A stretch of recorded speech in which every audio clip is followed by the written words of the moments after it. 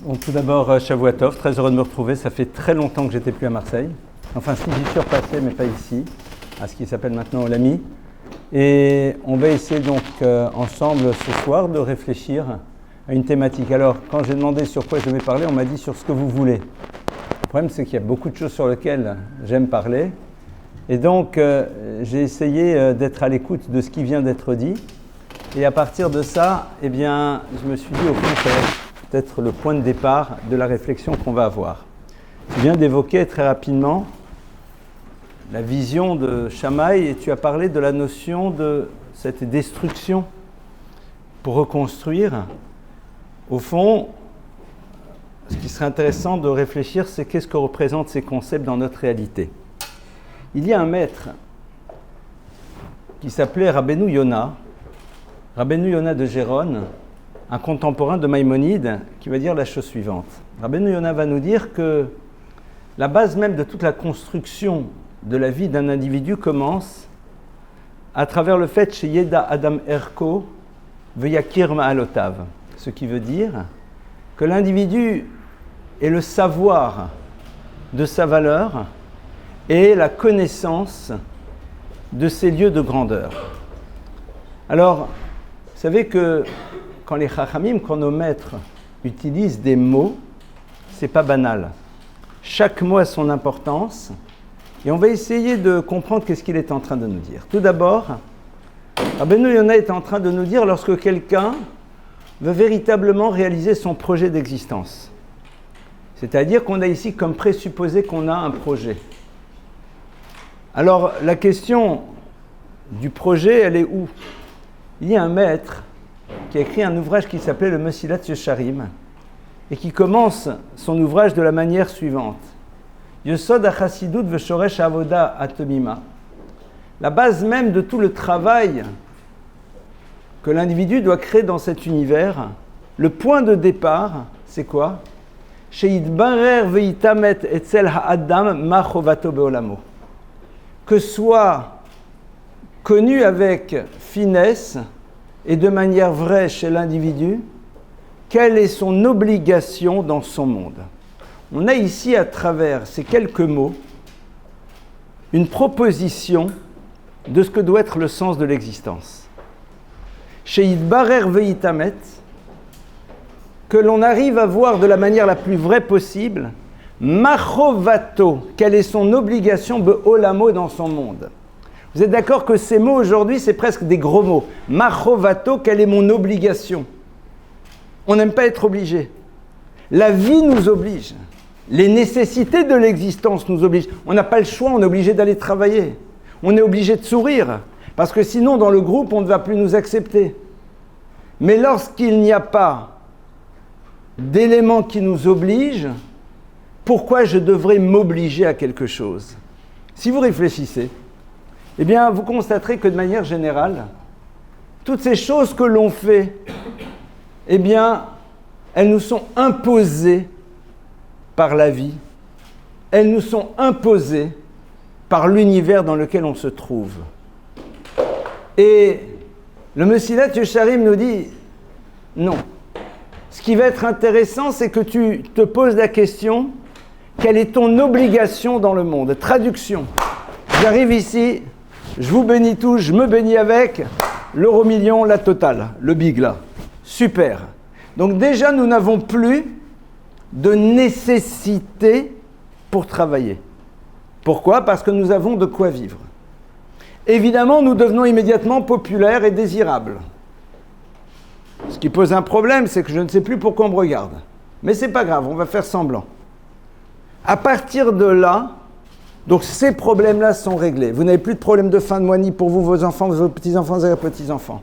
Vous n'avez plus de problème de faire partie d'un groupe, le groupe est là. Les autres sont présents. Les seules difficultés que l'on a, c'est de savoir entre quelle et quelle marque on va choisir au niveau de ses chaussures, des Berluti ou d'autres choses. C'est ça nos préoccupations du quotidien. D'accord ? À partir de là, arrive le Mesilat Yesharim et te dit, la base de ta vie, tu sais c'est quoi ? C'est que tu poses la question de savoir quelle est ton obligation dans cet univers. Mais obligation de quoi? Alors si on se la joue un peu à la religieuse, on va dire, bon, en effet, l'obligation en tant que juif d'une pratique, parce que ceci, cela, mais même sur ça, ça dépend dans quel environnement on a grandi, et ça dépend quels sont nos degrés d'angoisse et de culpabilité. Si je ne suis pas un angoissé, je me dis, ça va, détente. Si je ne me sens pas coupable, détente. Donc la question, elle est la suivante. Qu'est-ce que le Mesilat Yesharim est en train de nous proposer? Il est en train de nous dire que le point de trait de la vie de quelqu'un, c'est la capacité qu'il a de s'interroger, de se dire, non pas ce que j'attends de la vie, mais qu'est-ce que la vie attend de moi? Machovati be'olamo. Qu'est-ce que le monde dans lequel je suis attend de moi? Be'olami, dans mon monde à moi. C'est-à-dire, moi personnellement, comme on a l'habitude de dire aujourd'hui, moi personnellement, individu unique et singulier, né à un moment particulier, dans une histoire particulière, dans une famille particulière, avec des capacités particulières, qu'est-ce que l'on attend de moi? Et ça, en effet, c'est la question qui bouleverse. Dans un monde dans lequel on est obligé par les nécessités d'existence, mais est-ce que l'on s'oblige quelque chose par rapport à soi-même? Ça, c'est déjà le point de départ. Alors, sur la base de ça, Rabbeinu Yonah arrive. Il arrive derrière et il dit, si en effet tu poses un regard sur l'existence, dans lequel tu te dis, mais qu'est-ce que la vie attend de moi? Qu'est-ce que je dois créer dans cet univers? Eh bien, il te dit, le point d'entrée, c'est quoi? Et je reviens sur ce que tu disais tout à l'heure. C'est avant tout d'être capable, chez Idbarer Veita, d'être capable de faire quoi? D'être capable de voir en premier lieu, concentrez-vous, je crois que ça les déconcentre un peu, d'être capable à un moment de se poser la question suivante et de se dire, voilà, qu'est-ce que je suis? Quelles sont mes qualités particulières? Le point de départ, c'est quoi? Il dit, chez Yeda Adam Erko, que l'homme connaisse, homme c'est l'humain, Erko sa valeur. Veuillakir et qu'il connaisse Ma'alotav, ses qualités. Ça veut dire quoi? Valeur, qualité, c'est a priori la même chose. Pas du tout. Les mots qui sont utilisés ici sont passionnants. Le mot de départ, c'est quoi? Yeda. La da'at, c'est un terme qui est utilisé quand la Torah nous parle des relations intimes. Va Yeda Adam et Travaishto. L'homme a connu Ève, son épouse. Tu ne connais véritablement l'autre quand tu es dans une relation d'engagement, évidemment, qu'à travers le monde de l'intime. Parce que c'est le lieu de dialogue entre la totalité de ce qui nous constitue de deux côtés, c'est-à-dire nos cœurs, nos corps et nos âmes. La notion de da'at, de savoir, elle est liée à tout ce qui se joue dans l'intime, c'est-à-dire dans un monde dans lequel c'est la totalité de nous-mêmes qui est présent, et non pas des relations éphémères qui ne sont la plupart du temps qu'une manière de pouvoir se libérer de pulsions qui sont là, dans lesquelles l'autre n'est qu'un instrument au service de cette libération de pulsions, avec quelques mots d'amour parce que ça se fait, quoi. Mais ça s'arrêtera là. La preuve, c'est que souvent, après, on a difficile à continuer à les prononcer. Et ça, c'est encore un deuxième problème. À partir de là, Yeda Erko, est-ce que tu as conscience au plus profond de toi-même que tu as une valeur? En tant que tel. J'ai une valeur. Pourquoi? Parce que j'existe. J'ai une valeur parce que j'existe. Et ma valeur n'est pas liée ni à ce que je fais, ni à ce que je suis, mais au fait que je sois là. Pourquoi? Parce que si je suis là, je suis le fruit du désir de Dieu. Ma vie, c'est l'expression du désir que Dieu a que je sois présent dans cet univers. Et donc, elle a une valeur incommensurable. Ça va être donc le point de départ.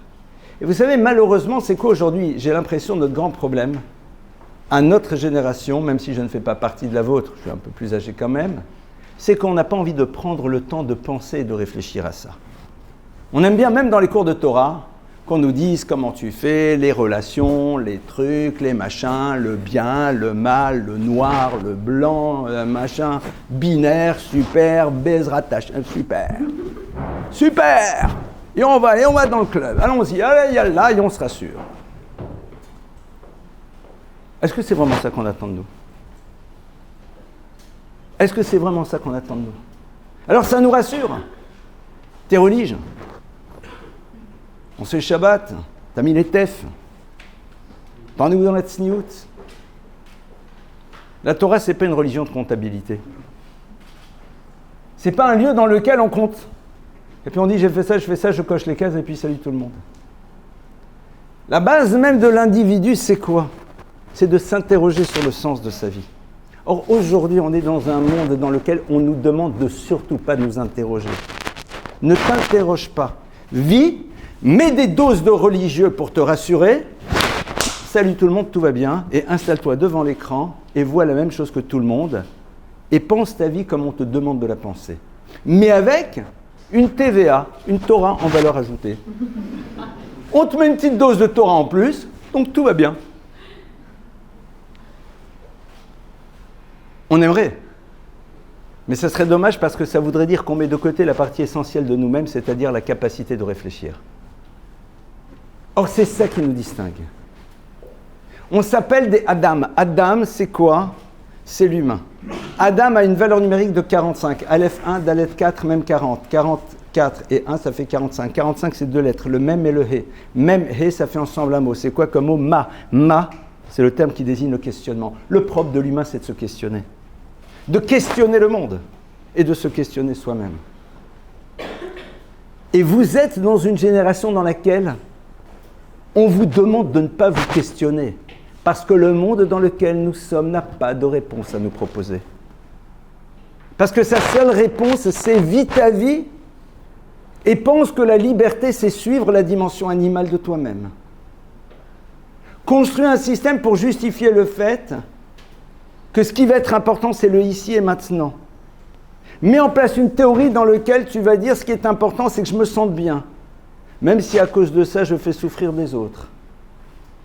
Je ne parle pas de la souffrance volontaire et active, mais ce que j'appelle les dommages collatéraux des ruptures. Non, mais tu comprends, je ne me sentais pas bien dans cette relation. Et donc, il t'a fallu 6 mois pour t'en rendre compte? Super. Et c'est intéressant, parce que c'est un état d'esprit qui est présent. Et aujourd'hui, la vision de Torah est de plus en plus difficile à poser dans un monde qui refuse le principe de l'interrogation. C'est la raison pour laquelle souvent on veut la réduire à une succession d'actes religieux à faire et nous dire c'est bon, sens-toi bien avec ça et on passe à autre chose. Mais la partie essentielle de nous-mêmes, elle est où? C'est la capacité de s'interroger. C'est ça qui fait de nous quelqu'un de grand. C'est ça qui fait qu'on se sent heureux dans sa vie. Parce que cette capacité de réflexion par rapport à soi, c'est quelque chose qu'on met en marche de manière concrète. Première chose chez Yehuda Herko, tu as une valeur. Ne joue pas bas de gamme. Tu n'es pas juste qu'un amas de cellules. Tu n'es pas juste un monde d'hormones. Tu es autre chose. Parce que ces cellules et ces hormones, elles font partie de l'animalité qui est le support à la dimension essentielle. Et cette dimension essentielle, c'est quoi? C'est l'âme que tu véhicules. Et l'âme, elle s'exprime comment? À travers le fait que tu as en effet des questionnements, des mouvements d'existence, un désir de grandir. L'animal ne se perfectionne jamais. L'être humain peut se perfectionner. Si tu peux te perfectionner, c'est que quelque part, ça fait partie de ton projet de vie. Parce qu'on ne me donne pas des capacités si je n'ai pas besoin de les utiliser. Le monde animal ne se perfectionne pas, il se contente de s'entretenir. Il est là, il a les systèmes nécessaires pour pouvoir faire quoi? Se protéger, chasser, se reproduire. La protection de l'espèce, c'est génial. Et ils sont super équipés. Le monde animal est super équipé. Mais vous avez vu un jour un lionceau, un âne, un éléphant, une girafe qui s'interroge sur le sens de sa vie, sur comment peut-être il devrait être un peu moins violent, plus à l'écoute, moins coléreux, le mâle dominant, être peut-être un peu moins dominant, laisser la place aux autres. Non, c'est le combat. Le combat. Le vrai. Mais nous, est-ce qu'on est capable de ça? Oui. Si on est capable, alors ça sert à quoi? Être doté d'une capacité et ne pas vouloir l'utiliser, c'est remettre en cause le projet de Dieu. Parce que si Dieu me l'a mis, c'est que quelque part je dois en faire quelque chose. Le propre de l'humain, c'est d'avoir conscience de sa dimension particulière et unique. Et à partir de cela, de s'interroger et de se dire « Ma chovati bolami » quelle est mon obligation dans cet univers, c'est-à-dire qu'est-ce que le monde dans lequel je suis attend de moi. Rappelez-vous toujours de ça. On est dans un monde dans lequel les gens disent « j'attends de la vie ». Et la Torah, elle te dit « mais qu'est-ce que la vie, elle attend de toi ?»« J'attends des autres, mais qu'est-ce que l'univers dans lequel tu es attend de toi ?»« J'attends de toi que tu… » Non, c'est le contraire. Mais c'est un changement de paradigme. C'est un autre modèle. C'est un autre système. Mais c'est ça la vitalité, c'est ça le propre même de l'humain, et plus particulièrement de ce que la Torah nous propose à nous en tant que juifs, mais qu'elle demande à la totalité de l'humanité. Chez Yeda Erko, tu as une valeur. Et ta valeur définie là. Ce n'est pas ta force. Mais c'est avant tout ta capacité d'être dans un mouvement d'existence. C'est ça qui me donne une valeur. Essayez d'imaginer quelqu'un que vous avez connu à l'âge de 15 ans qui, chaque fois qu'on lui donnait pas ce qu'il voulait, il tapait du poing sur la table et il hurlait, ou il avait 8 ans. Là, le petit de 8 ans qui est là, je veux mon bonbon, je veux ma sucette, je veux mon machin. Et t'as un adulte de 50 ans qui dit, j'en ai marre, pourquoi tu m'as pas servi ce que je veux, c'est quoi cette voiture? C'est la même chose. Ça se passe pas comme tu veux, tu fonctionnes comme tes gosses. Tout à l'heure, là, j'en ai vu deux à la gare. Il y en a, il a fait tutut. Lui, ah, qu'est-ce que tu veux? Détends-toi, mon frère. Mais t'es au GAN encore, t'es encore dans le bac à sable. Promsdaz. Ah, il m'a regardé. Il m'a dit, plus mon copain. T'as calme dans ta grosse voiture. T'as pas grandi. C'est-à-dire que t'as oublié l'essentiel même de ta vie. Quand t'as 40 ou 50 ou 60 ans et que tu demandes encore comment tu vas évoluer dans un monde dans lequel on va te regarder, que ta seule manière d'être vu, c'est de savoir si la jupe, ça va être encore une ceinture ou pas, tu es encore là-dedans. C'est pour ça qu'on doit te regarder. C'est pour ça. Elle est où la partie essentielle de toi-même? Et c'est ça qui est très intéressant. Avoir d'abord cette idée en tête. Se dire, mais au fond, est-ce que j'envisage demain être autre chose que ce que j'étais aujourd'hui? Mais dans les domaines essentiels et non pas juste dans ce que je possède et dans ce que j'ai. Ça va déjà un premier point. Deuxième point, il dit, Yakir Ma'alotav, qui connaissent Ma'alotav, ce qui fait de lui un être potentiellement grand, c'est-à-dire ses qualités. On a une obligation de connaître les qualités qui sont les nôtres, parce qu'une fois que tu connais tes qualités, tu sais ce que tu as dans la boîte à outils. Quand tu connais ta boîte à outils, tu sais ce que tu dois faire dans la vie. C'est quoi mes qualités? J'ai une valeur en tant que telle. Ne vous trahissez pas. Ne vous trahissez pas. Se trahir, c'est mettre de côté la dimension essentielle de soi-même. Je crois que c'est Goldman qui chantait dans une de ses chansons « Si tu te trahissais, nous t'aurions définitivement perdu. » Ou complètement, je ne me rappelle plus les mots exacts. Se trahir, c'est mettre de côté ce que l'on est.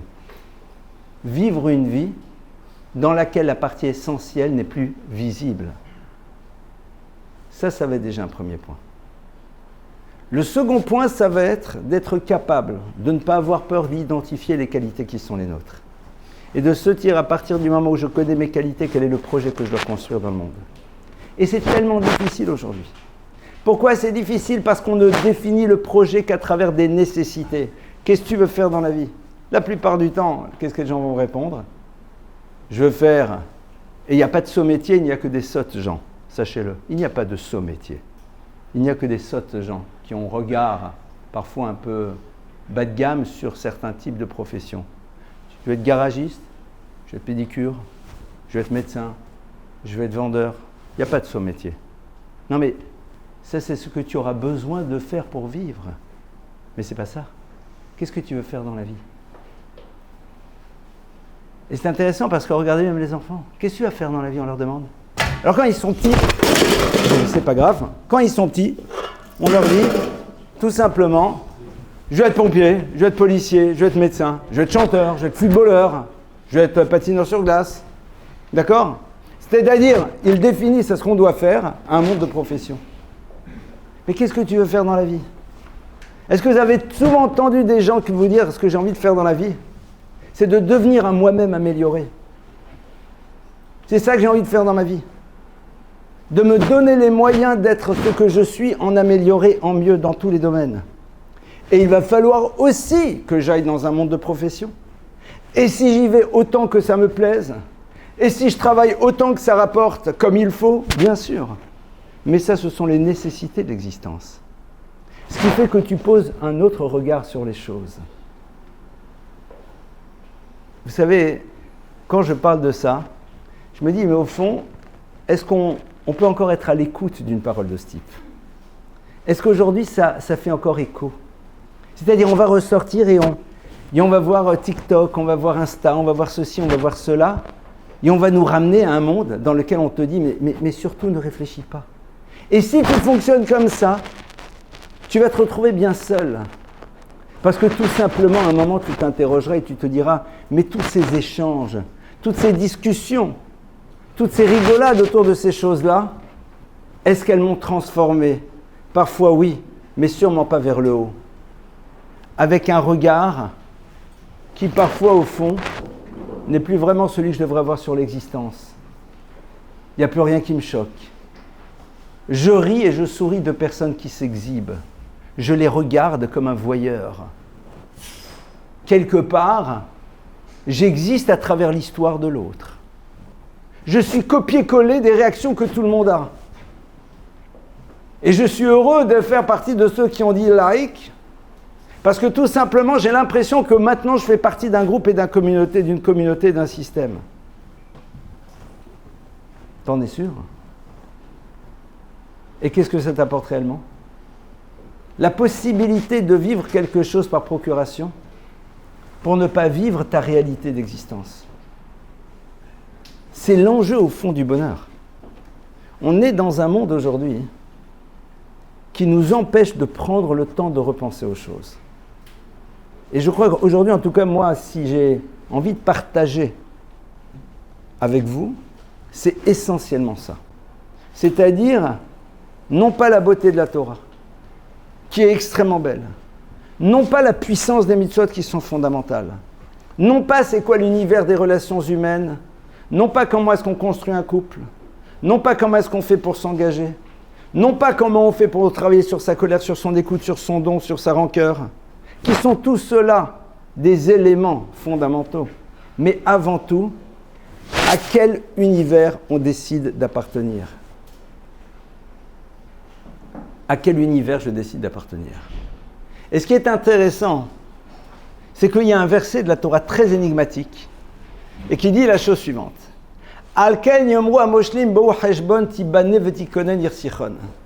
Traduction littérale, verset très incompréhensible. C'est la raison pour laquelle diront ceux qui maîtrisent Bohu Cheshbon, allons à Cheshbon, Tibane Vetikanen, que soit construit et raffermi la ville de Sichon. Car le feu est sorti de Sichon et elle a consommé les... Car un feu est sorti de Cheshbon, elle a consommé les gens de Sichon. Enfin, c'est un verset de la Torah. Tu lis ça, tu dis c'est de quoi on parle. Il y a beaucoup de lectures. Celle que je partageais avec vous, elle est la suivante. Al-Ken Yomwa Moshlim. C'est la raison pour laquelle ceux qui veulent un moment être dans la maîtrise de leur vie, ils viendront et ils diront Bohu Cheshbon. Allons et commençons à réfléchir. Allons et commençons à penser. Srar mitzvah keneged hefseda. Ce que nous font gagner les choses par rapport à ce qu'elles nous font perdre, qu'elles soient dans le bien ou dans le mal. C'est-à-dire, prenons de la distance et observons-nous. Et disons-nous, mais qu'est-ce que ça m'a apporté réellement? Qu'est-ce que ça m'a apporté réellement?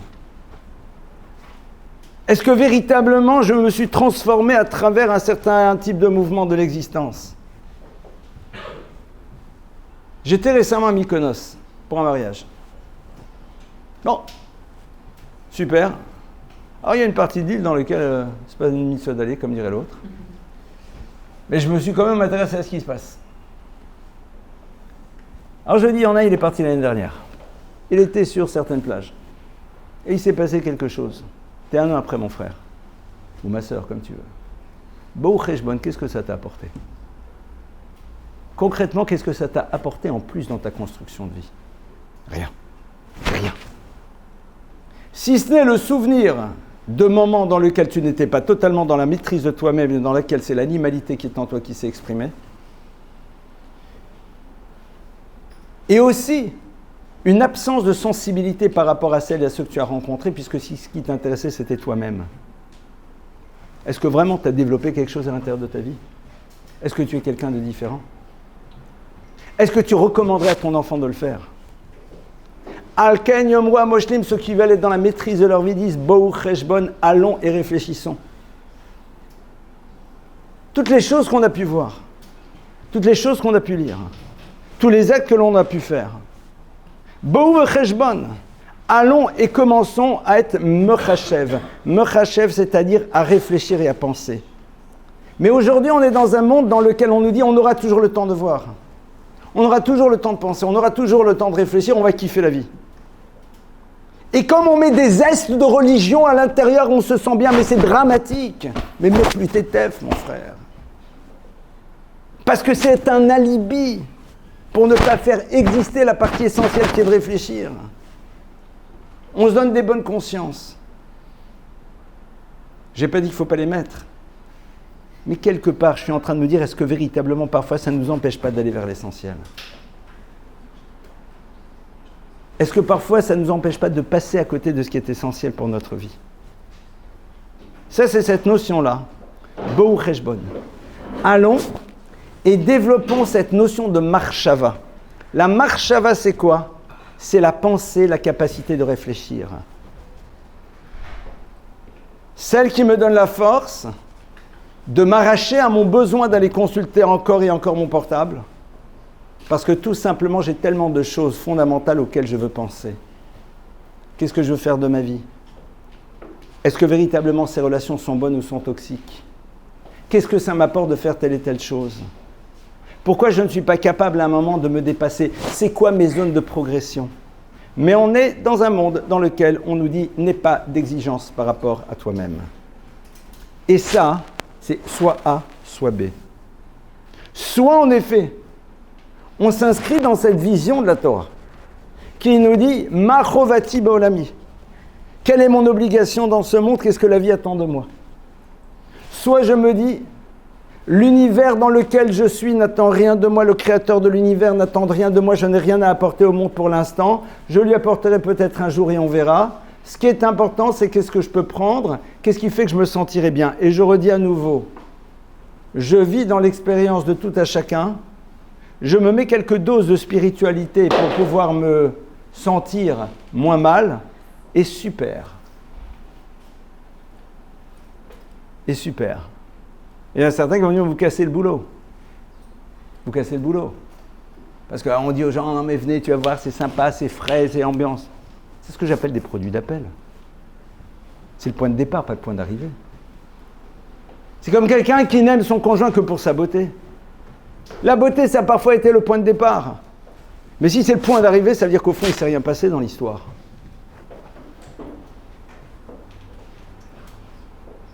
On est d'accord?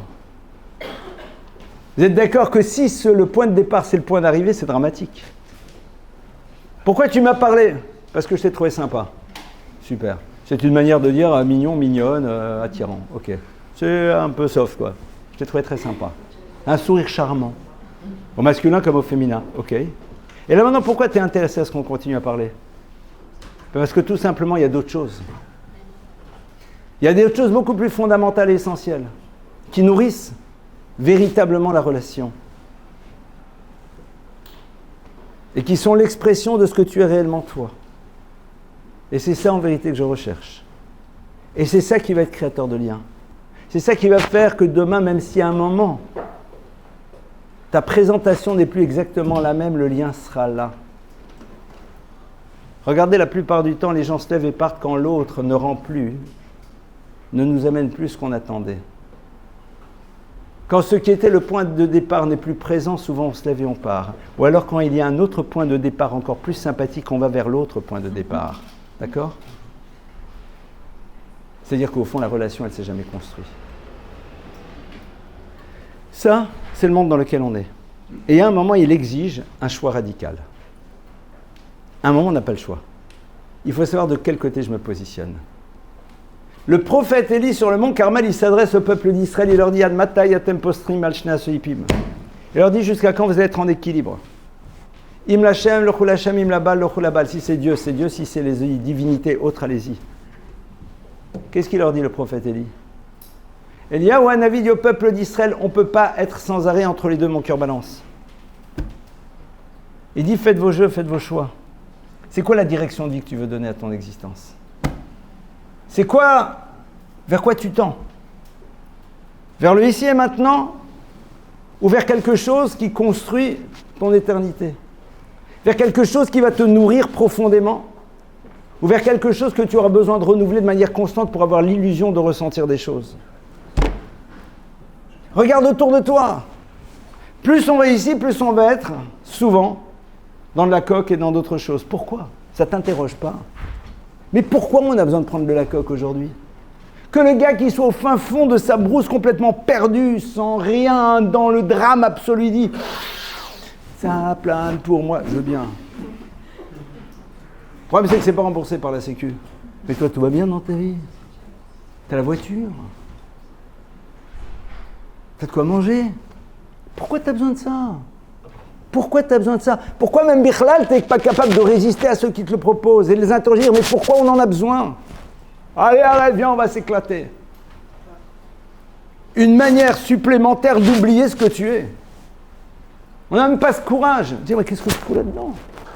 Mais qu'est-ce que je fais avec ce truc-là? Pourquoi j'ai besoin? Parce que tout le monde fume du shit, alors je vais me mettre à fumer du shit. Mais qu'est-ce que je cherche à fuir?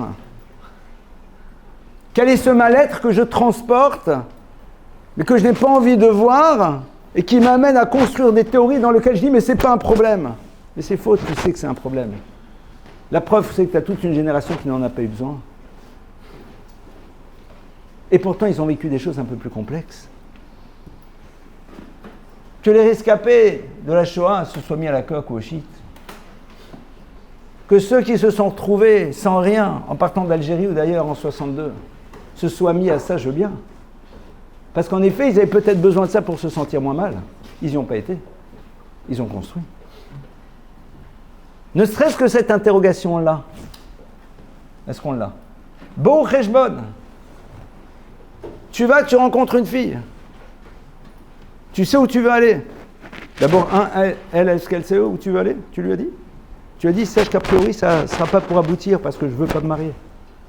Parce que je me suis regardé, j'ai 22 ans et je veux kiffer la vie. Elle est au courant? Juste lui dis. Sache que de toute façon, pour moi, ce ne sera qu'éphémère. L'éphémère peut durer 6 mois, jusqu'à ce que je trouve un autre produit. Mais qu'est-ce que je cherche? Pourquoi j'y vais? Pour m'apporter quoi? Est-ce qu'il n'y a pas une autre manière aujourd'hui d'occuper mon temps? Est-ce qu'être dans la maîtrise de moi-même et de mon histoire, ça passe pas par autre chose? Et le problème, c'est que les gens, ils vous disent, ouais, vous n'avez rien compris à la vie, vous n'êtes pas dans le monde. Je crois pas.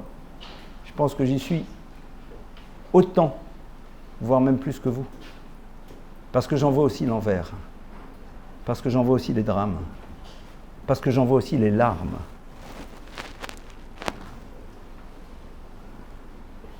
Alors, au fond, qu'est-ce que nos maîtres nous proposent?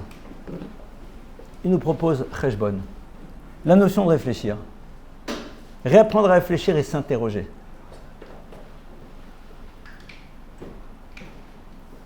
Moi, je me rappelle, un jour, un de nos enfants, c'était une de nos filles. Je crois que c'était une de nos filles, ouais. Elle a fait une bêtise. Et moi, bien sûr, comme un père très éducateur, pédagogue et tout, je lui ai dit, mais je comprends pas, mais quel âge tu as? Et elle me regarde et dit, 4 ans. Elle m'a scotché. Pourquoi? Parce qu'elle a entendu ici une vraie question. Je te pose une question, quel âge tu as? Elle me dit, j'ai 4 ans. Se poser des questions, mais s'exposer aux réponses. Mais s'exposer aux réponses. En hébreu, la sagesse, c'est quoi? La sagesse se dit en hébreu chokhma. Chokhma, c'est 4 lettres. Avec les 4 lettres du mot chokhma, vous faites 2 mots. C'est quoi ces 2 mots? Koachma. Koach, la force, ma du pourquoi. La vraie sagesse, c'est d'être capable de se questionner. Pourquoi? Parce que quand tu te questionnes, tu t'exposes à une réponse. Quand tu te questionnes, tu t'exposes à une réponse. Est-ce que, quand je prends cet exemple, c'est le plus simple, le plus banal, quand tu vas sur Insta, est-ce que tu te poses une question, mais pourquoi j'y vais? Pourquoi j'y vais? Qu'est-ce que je cherche? Deuxième question. Et ce que je cherche, si tant est que je le cherche, est-ce que je l'ai trouvé? Et même si je l'ai trouvé, j'aurais pu le trouver autrement? S'interroger. Le problème, c'est qu'après, on est dans un univers de pression sociale dans lequel, quand vous remettez le système en cause parce que vous prenez de la distance à ce moment-là, on vous remet en cause. Parce que vous déstabilisez. Parce que tout simplement, vous êtes en train de dire, je vis dans le même monde, mais à un moment, j'ai décidé de me positionner. Me positionner, je me positionne. Et je m'interroge, je me dis, au fond, à quoi ça me sert? Rien. Alors pourquoi j'y vais? Qu'est-ce que ça m'a apporté? Pas grand-chose. Combien d'heures j'ai perdu? J'en connais. Qu'est-ce que j'aurais pu faire de toutes ces heures? J'en sais rien. Pourquoi je n'ai jamais pris le temps de réfléchir? Qu'est-ce que m'a apporté cette relation? Qu'est-ce qu'elle a détruit chez l'autre? Qu'est-ce qu'elle a construit comme peur chez l'autre? Et ça, vous le savez, je le dis régulièrement. Je dis quand un garçon il drague une fille et qu'il sait où il veut aller, qu'il se pose toujours une question, si c'était pas lui, si c'était quelqu'un d'autre, si la fille c'était pas elle, c'était sa sœur, qu'est-ce qu'il lui ferait au garçon? Il lui casserait la figure. Pourquoi? Parce que tout simplement il sait que quelle que soit l'histoire, s'il lui sort les violons et qu'elle a l'impression que l'histoire elle va aboutir un jour, et qu'après il lui dit les phrases classiques du non d'engagement, t'es trop belle pour moi, t'es trop intelligente pour moi, je te mérite pas. Option 1. Alors il lui dit pas, hein, c'est par SMS, on est courageux. D'accord? Ou alors je ressens plus rien. Ou alors j'ai toujours une ex dans la tête. Ou alors j'ai pas l'impression que c'est le moment. Qu'est-ce qu'il a créé chez elle? Il a créé chez elle le fait que la prochaine fois qu'un garçon va lui dire la même phrase, elle va avoir peur et elle prendra de la distance alors que c'était peut-être avec lui qu'elle devait construire. Tu t'es posé la question sur les dommages collatéraux de ta débilité. Sur les dommages collatéraux. Et si c'était pas elle, c'était ta sœur, mais le gars, tu l'encastres. Alors pourquoi tu le fais? Et c'est ça qui est très intéressant. Quand on s'interroge, on se regarde et on se dit, mais qu'est-ce que je suis en train de faire là? Qu'est-ce que je suis en train de faire? Et quelque part, est-ce que ça c'est moi? Non, ça c'est pas moi. Moi c'est autre chose. Un jour, je me rappelle, j'étais dans la voiture avec mon épouse, on était jeunes mariés, je me suis énervé. Ma femme, elle est là, elle me regarde, elle commence à sourire. Et elle me dit juste quelques mots. Ça m'a calmé radicalement. Elle me montre là, comme ça, elle me désigne du doigt, elle me dit, mais ça, là, ce truc, ça, c'est pas toi. Ça, c'est pas toi. Toi, c'est autre chose. Ça, c'est toi à un moment dans lequel tu as oublié ce que tu es censé être. Ah, ça m'a calmé en 15 secondes. Hein. Tout de suite. Est-ce que c'est moi? Est-ce que c'est digne de moi? Cette notion de dignité. Est-ce que c'est quelque chose que j'exhiberai? Est-ce que c'est quelque chose que j'aimerais qu'on raconte sur moi lors de mon éloge funèbre? Est-ce que c'est l'expression de quelque chose de grand? Alors si ce n'est pas ça, pourquoi j'y suis? J'y suis, mais est-ce que j'ai le désir de m'y arracher? Est-ce que je vois, dans la confrontation à toutes ces situations d'existence, des propositions qui me sont faites pour grandir? Parce que toutes les difficultés qu'on a tous dans la vie, ce sont des propositions de mouvement vers le haut. Et ce sont ces batailles qui nous nourrissent. Ce sont ces batailles qui nous construisent. Ce sont ces batailles qui créent chez nous un sentiment de mieux-être incroyable. Ce sentiment d'avoir été à la hauteur de ce que l'on pouvait être. D'avoir joué haut de gamme. D'avoir eu l'élégance de se mettre au niveau de ce que l'on est censé être. J'imagine les deux bonhommes de tout à l'heure. L'autre, il sort. Et le deuxième lui dit, « Vous avez raison, monsieur, je suis vraiment désolé, je vous ai fait patienter, je vous prie de m'excuser. » Nous, on est là, on dit, « pas fort !» Moi, je regarde ça, c'est incroyable. Il n'est pas tombé dans le piège. Et pas parce que l'autre, il fait 2,50 m de haut et puis lui, il fait 1,60 m, non, non. Parce que tout simplement, il a décidé d'être à la hauteur de ce qu'il est censé être. J'ai un ami qui était vice-président d'une des plus grandes sociétés françaises. Colossal. Avant de faire un retour à son judaïsme. Et quand il a fait un retour à la Torah, l'Ashkenaz, qui a vécu la Shoah, etc. et tout bébé, on a étudié. Et puis, entre autres, on a travaillé sur les notions de Lashon Hara, de médisance. Et un jour, il est dans une réunion de conseil d'administration. Et puis, ça parle autour de la table et on est vraiment dans le... Je ne dis pas la société, on est dans le... là-haut. D'accord ? Et il est là. Et puis, à un moment, il parle. Et puis, on parle sur quelqu'un. Et puis, on commence à raconter des choses sur lui. Il se lève et il se couche par terre. Alors, bien sûr, c'est quand même le vice-président du groupe. Donc, il dit, monsieur, machin, que se passe-t-il ? Il dit, non, tout va bien. Il dit, mais qu'est-ce qui se passe ? Il se relève, il dit, je me mettais à la hauteur de la conversation. Je me mettais à la hauteur de la conversation. C'est digne de vous. C'est digne de vous. D'être là et d'avoir pas besoin de parler de mal de quelqu'un, c'est digne de vous. C'est pour ça qu'on dispose de cet outil incroyable qu'est la bouche. La possibilité de parler. C'est comme dans la chanson de Goldman, des mains. Il y a des mains pour caresser, des mains pour frapper, des mains pour donner, des mains pour prendre. Qu'est-ce que j'en fais ?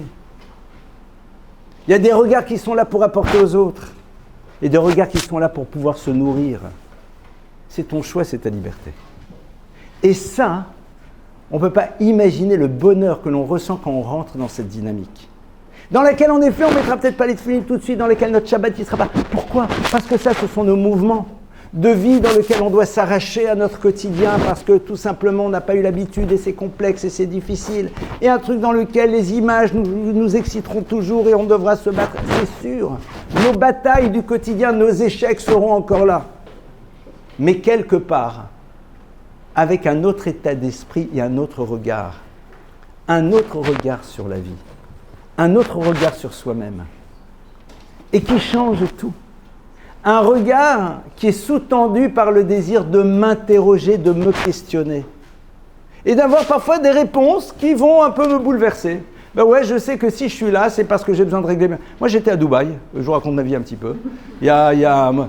J'étais à Dubaï il y a 2 mois et demi pour faire un Shabbat là-bas, donner des conférences. Alors je me suis dit, j'ai quand même allé me promener à Dubaï. En plus, c'était super bien, il faisait 26 degrés, top. Donc j'étais là-bas, détente, kippat, tzitzit, dans les malls de folie. Et donc je me suis promené surtout dans leurs malls incroyables, un avec un truc colossal, un aquarium géant, superbe. Bon, j'arrive là-bas et je vois tout le monde qui sort des magasins, Bliaïnara, Baruch Hashem. Grâce à Dieu, c'était pas des sacs Tati et Jiffy et autres. C'est le moins qu'on puisse dire. D'accord ? Très bien. À un moment, j'ai failli craquer, je me suis retenu, mais j'étais à 2 doigts. J'étais à 2 doigts d'aller voir quelqu'un qui sortait comme ça et lui poser une question. Une seule. Dites-moi, ce que vous avez acheté là, vous en aviez besoin ? Vous en aviez besoin ? Maintenant, si tu n'en as pas besoin, interroge-toi pourquoi tu l'as acheté. Et toutes les réponses sont bonnes. C'est-à-dire que si ta réponse est pour montrer à tout le monde que j'ai de l'argent, Mazal Tov, c'est pas un problème. Pour me venger de ma jeunesse dans laquelle, parce que c'est un fantasme d'enfant, why not ? Ça me dérange pas. Mais est-ce que tu t'es posé la question pourquoi ? Quand tu t'es posé la question que tu as la réponse, il n'y a pas de mauvaise réponse. Pourquoi je suis là ? Parce que malheureusement, je me sens pas bien et c'est ma manière à moi d'échapper à mon mal-être. Super. Quand on va devant un spectacle complètement indécent, c'est une manière de se déconnecter de quelque chose. Pourquoi ? Parce qu'il y a quelque chose qui se passe. Pourquoi j'y suis ? Qu'est-ce que je cherche ? Il n'y a pas de mauvaise réponse. Il y a une réponse. Et quand tu as ta réponse, alors tu te dis, mais est-ce qu'il n'y avait peut-être pas une autre manière de faire les choses ? Qui est moins toxique ? Qui pose moins de problèmes ? Qui à terme ne m'amibera pas ? Qui ne me mettra pas dans une spirale, voire même dans une addiction ? C'est tout. S'interroger, c'est accepter qu'à un moment, on va découvrir des raisons sur les mouvements que l'on a et qui ne seront pas toujours les trucs qu'on a envie de dire « ouais, non, très classe ». C'est pas grave. Oui, pourquoi je fais ça ? Parce que tout simplement, c'est ma manière à moi de me rassurer sur le fait que je peux enfin m'acheter. Oui, pourquoi je m'habille de cette manière? Parce que c'est une manière parce que c'est comme ça que les gens vont me voir et j'ai besoin d'être regardé, d'être désiré, d'être admiré. Why not? Mais au moins dis-le. C'est pas grave. Ça pose pas de problème. C'est toi un moment T de ta vie. Je suis un moment de ma vie dans lequel j'ai besoin de me sentir exister. Pour me sentir exister, j'ai besoin d'être admiré. Pour me faire admirer, j'utilise les meilleures manières de se faire admirer, c'est-à-dire en exposant la partie la moins intéressante de nous-mêmes, c'est-à-dire l'enveloppe. Why not? Pourquoi pas? J'entends. Mais au fond, qu'est-ce que je cherche derrière? J'ai besoin d'être rassuré. Mais est-ce qu'à terme, ça peut pas être toxique? Et quelle est la toxicité de ma réponse? Pourquoi tu fumes? Pourquoi tu prends cette ligne de coke? Parce qu'au fond de moi-même, je me sens vide. Je comprends. Donc j'ai besoin de remplir ce vide. Super. Est-ce que tu ne penses pas qu'il y aurait peut-être une autre manière moins toxique? Est-ce que tu l'as envisagé? Est-ce que tu as ouvert cette possibilité? Je comprends. Tu as le droit de dire j'échappe à quelque chose. Je suis en soirée, je vais boire, je vais boire, je vais boire. Pourquoi? Parce que ce sera ma manière à moi de me libérer, de pouvoir créer le lien avec les gens. Parce que sinon, je ne me sens pas capable de créer le lien. Super, c'est clair. Donc, tu ne bois pas parce que c'est kiff, parce que c'est une manière pour toi de te désinhiber pour pouvoir rentrer en lien. Pourquoi pas? Mais est-ce que tu penses véritablement qu'à terme, c'est la bonne solution? Non. Est-ce que tu es prêt à imaginer qu'il y a peut-être une autre manière de voir les choses? Dans lequel, c'est une autre dimension de toi-même qui va émerger. Dans lequel, tu vas construire quelque chose. Dans lequel, tu vas reprendre le contrôle de ta vie. C'est tout. N'ayons jamais peur des réponses. Il n'y a pas de mauvaise réponse. La mauvaise réponse, c'est celle qui n'existe pas parce qu'on ne s'est pas posé la question.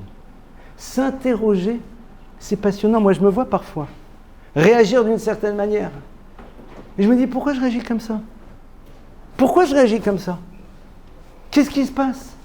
Et parfois, la réponse, elle ne me plaît pas, parce qu'elle ne fait pas de moi quelqu'un que j'aimerais, très classe. Non. Moi, je me rappelle, mais même au début, quand j'ai commencé à enseigner un jour, je me dis, pourquoi j'enseigne? Je commence à enseigner, pourquoi? Parce que tout simplement, les gens me regardent, et ça me plaît, et j'en ai besoin, ça me rassure. Super. Maintenant, le danger, c'est que si tu fais ça pour ça, tu vas chercher à séduire. Si tu cherches à séduire, tu risques de ne plus jamais dire quelque chose qui est du domaine du vrai. Donc, tu as un travail à faire. C'est de ne pas avoir besoin du regard des autres pour te sentir exister. Et ça, c'est un travail qui te prend des années.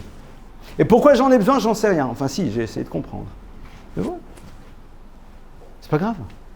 Bienvenue au club des gens normaux. Bienvenue au club de l'être humain. Bienvenue au club de celui qui, à un moment, accepte de se voir. Et donc, ça c'est moi à un instant T, avec des réponses qui sont souvent des réponses de facilité. Parce que peut-être j'ai oublié d'inscrire chez moi la notion d'effort, parce que peut-être on ne me l'a pas appris, parce que le résultat n'est pas immédiat et que vous êtes dans le monde dans lequel on veut l'immédiateté du résultat. La preuve, c'est le nombre de divorces chez les jeunes couples. Parce que si ce n'est pas tout de suite comme on veut, alors on se lève et on part. Parce que c'est ça la conséquence que je vois au quotidien. Parce que justement, je ne sais pas que les choses se construisent dans le temps. C'est pas simple. Quand on a grandi dans votre génération dans laquelle je veux, être capable de savoir que c'est dans le temps que ça va se mettre en place, c'est super dur. Mais c'est vos défis. Et ils sont extraordinaires. Parce que quelque part, si ce sont vos défis, ça veut dire que vous en avez la capacité. Alors moi, ce que je voulais vous dire, et je veux conclure là-dessus, c'est que ce que j'ai voulu partager avec vous aujourd'hui, c'est ô combien on n'a pas conscience de la grandeur potentielle qui est à l'intérieur de nous. On ne doit pas avoir peur de ses erreurs, pas avoir peur de ses zones d'ombre, pas avoir peur. Bienvenue au club des gens normaux. Et si les réponses, elles sont, c'est pour des raisons un peu machin, c'est pas grave. Au moins, tu sais où t'en es. Mais la question, elle est de savoir maintenant, est-ce que je suis prêt à imaginer une autre stratégie? Mais cette autre stratégie, c'est pas du tout ou rien. C'est step by step. Step by step. Étape par étape. Et surtout se nourrir de ce bonheur. Chez Yeda Erko, t'es grand. T'es un être humain, tu possèdes une conscience. Ton corps, c'est le support d'une neshama, d'une âme. La preuve, c'est ta réflexion, ta pensée. T'as des qualités extraordinaires qui sont peut-être pas encore suffisamment exploitées. Tu es dans ton engagement de Torah, mais elle ne doit pas t'oublier, te faire oublier que l'essentiel, c'est de penser, de réfléchir.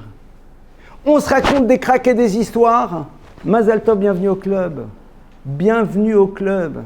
Vous savez, si à l'instant T, là, j'appuie sur un bouton que je n'ai pas, et on savait tout ce qui se passe dans nos têtes, ça nous rassurerait. Ça nous rassurerait. Il n'y a pas que moi. Ah. Moi, quand un garçon il vient me voir à 13-14 ans, il me dit la fille, je lui dis Mazal Tov. Il dit pourquoi? Il dit Baruch Hashem, t'es normal, tu te marieras, tu auras des enfants. Super, génial. Très bien. Et c'est ça, au fond, qui est extraordinaire. C'est d'avoir conscience que ce qui nous habite à l'intérieur de nous, c'est un monde en devenir. C'est un monde en devenir. Apprenons, et je conclure là-dessus, à nous applaudir sur les questions que l'on se pose, même si pour l'instant on n'est pas capable d'installer les bonnes réponses. Mais au moins je m'interroge. Au moins j'ai une vision claire. Pas une vision négative, une vision claire. Mais pour cela, il faut savoir que le fait même de s'être posé la question, c'est exceptionnel. Le fait même de se dire « je m'interroge », c'est extraordinaire.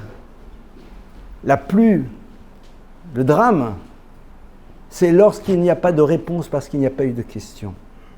Si la question est là, alors la réponse aboutira un jour, et c'est à ce moment-là qu'en effet, on se retrouvera dans une dynamique dans laquelle on va vivre vraiment ce qu'on appelle le bonheur, parce que c'est quoi le bonheur dans la Torah?